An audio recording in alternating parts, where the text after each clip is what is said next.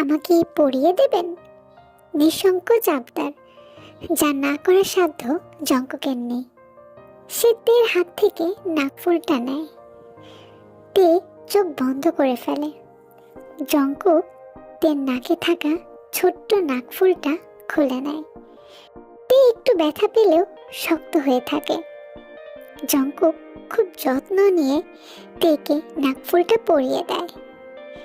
তের গোল গোল মুখে দারুণ মানিয়েছে নাকফুলটায়। অন্যরকম মোহনীয় লাগছে মেয়েটাকে। সুন্দর লাগছে না? প্রশ্ন করে তে। জঙ্কুক মুচকি হেসে হাত রাখে তের গালে। তুমি খুশি তো? আপনি আমার সাথে ভালো করে একটু কথা বললেই আমি খুশি হয়ে যাই জঙ্কুক। জঙ্কুক তের কপালে নিজের ওষ্ঠ ছোঁয়ায়, এরপর ঠোঁটে। তে রিনরিনিয়ে বলে ওঠে, আপনার দাড়িগুলো আমাকে বড্ড জ্বালাতন করে, কাতুকুতু দেয়, খুব হাসি পায় আমার। জঙ্কুক হাসে, আর তে মুগ্ধ হয়ে সেই হাসি দেখে। শুনুন, আমি ছাড়া অন্য কোনো মেয়ের সামনে আপনার হাসা বারণ। জঙ্কুক হেসে জবাব দেয়, আমার দুষ্টু বউ জেলাস হবে, এটাই তার কারণ, তাই না? সময় বয়ে যায়। জঙ্কুক বিদেশ যাওয়ার পর থেকে এখন পর্যন্ত তেকে একটা মেসেজ বা ফোন কিছুই দেয়নি। শুধু তেকে না, ইনফ্যাক্ট বাড়ির কারো সাথেই সে আর যোগাযোগ করেনি। রাতে খাবার শেষে তে নিজের রুমে এসে বালিশে মুখ গুজে অশ্রু বিসর্জন দিতে থাকে। এছাড়া তো আর কিছুই করার নেই তের। এভাবে যে কতক্ষণ কেটেছে তা জানা নেই তের। তবে চোখ দুটো যখন একটু লেগে এসেছিল, নিদ্রা ভর করেছিল দু চোখে, ঠিক তখনই বিকট শব্দে ফোনটা বেজে ওঠে। তে চমকে এক লাফে বসে পড়ে। হাতে গিয়ে ফোনটা তুলে নেয়। স্ক্রিনে বিদেশি একটা অচেনা নাম্বার ভেসে ওঠে। পাগল তে ঠোঁটের কোণে হাসি ফুটে ওঠে। তাড়াহুড়ো করে ফোনটা রিসিভ করে, কিন্তু অভিমানে বুক ভেসেছে তে। অশ্রুকণা আটকাতে ব্যর্থ সে। নিজেকে দুর্বল প্রমাণ করতে চায় না, তবুও মনকে মানাতে পারছে না। আর জঙ্কুক, সে তো বরাবরই ধৈর্যশীল। সে ধৈর্য সহকারে প্রেমিকারূপী বইয়ের নাক টানা শব্দ শুনছে। মনে মনে এঁকে ফেলে এই মুহূর্তে ইডিয়েটটাকে কেমন দেখতে লাগছে, ছিচকাদো নেমে। তবে জঙ্কুক মুখের ওপর বলতে পারল না কথাটা। সে অপেক্ষায় আছে ইডিয়েটের থেকে কিছু শোনার।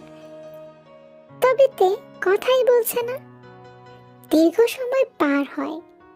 জঙ্কুক শ্বাস টেনে জিজ্ঞাসা করে, কেমন আছো?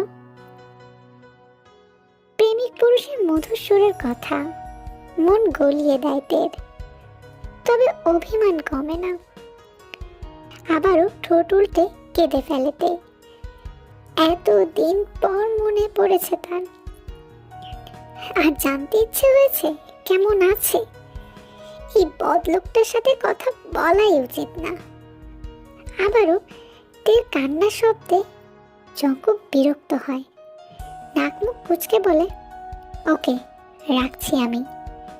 হ্যাঁ হ্যাঁ রাখুন, কথা বলবো না আপনার সাথে, ছেড়ে দিব। এমন ভয় কেন দেখান? আপনার প্রতি একটু বেশি দুর্বল বলে? আমার দুর্বলতা যে জেনে গেছেন বলে ভেবে নিয়েছেন আপনি যাই করবেন পাগলতে সারা জীবন আপনার লেজ ধরে দাঁড়িয়ে থাকবে? বলতে বলতে শব্দ করে কেঁদে ওঠে তে।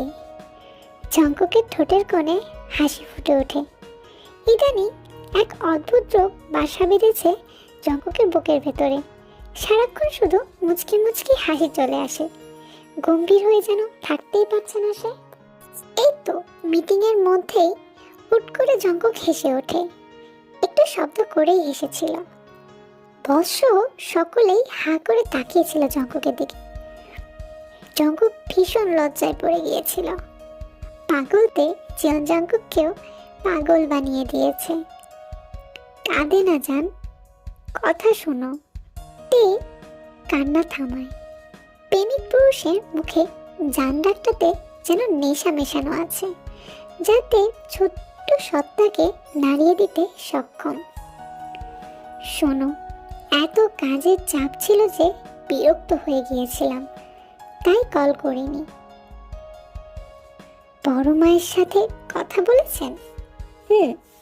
মায়ের সাথে কথা বলি তোমাকে কল করলাম। আমাকে এত জ্বালান কেন আপনি? এখনো তো শুরুই করিনি জ্বালানো। এইচএসসিটা শেষ করো, তারপর তোমাকে জ্বালানোর পিএইচডি দেখাবো আমি। লজ্জা পাইতে চোখ দুটো বন্ধ করে ফেলে। কিন্তু এখানে লজ্জার কি হলো? এটা সে নিজেও বোঝে না।